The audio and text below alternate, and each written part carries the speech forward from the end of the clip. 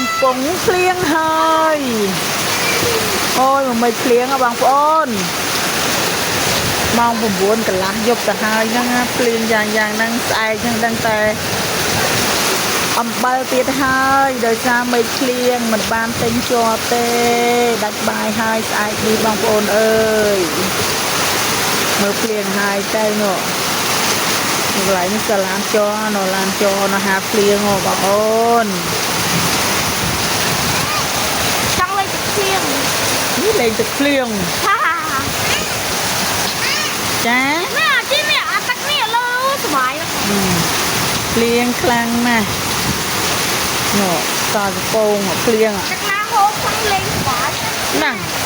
នេះអាទឹកកោខាងខ្លាំងជាហូបទីពីដំបូងហ្មងហ្នឹងហ៎អាហ្នឹងលេងសុបាយហ្មងភ្លៀងអើយអញមានទៅយកនៅក្រោយផ្ទះវិញណាតែអូអត់មើលបើកអត់មើលខ្លាច់សាច់ចូលមកភ្លៀងខ្លាំងណាស់អីហ៎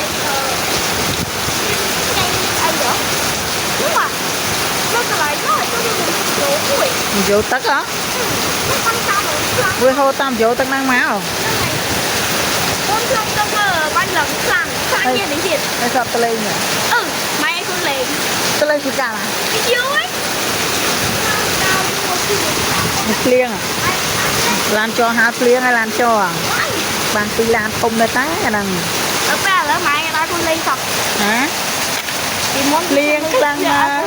ស្អែកដឹងតែសេតហើយស្អែកចូលភ្លៀងដល់ម៉ោង8ផឹកគាត់បានទៅជីវិតអូយយ៉ាងហ្នឹងលោកព្រះមេឃភ្លៀងអត់បានត្រៀនយីអីល្អណាស់អត់គិតរឿងមេឃភ្លៀងហ្នឹងដាច់បាយគិតអត់គិត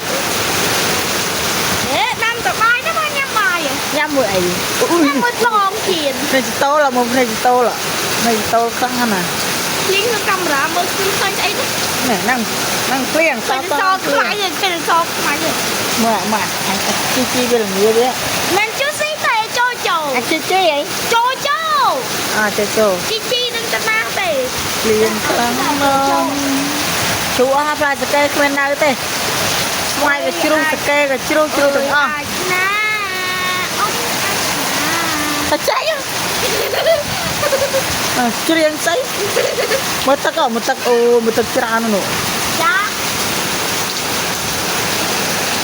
ទឹកច្រើនណាស់ភ្លៀងហើយយប់នឹងដឹងតែតលភ្លឺហើយមកទៅភ្លៀងនេះដឹងតែអ្នករស់ស៊ីទាំងកសិកម្មគ្រប់គ្នាហើយស្អែកនេះបងអូនអើយមានថាបងប្អូនណាខ្លះភ្លៀងខាងខ្ញុំកំពុងភ្លៀងហើយពេលនេះ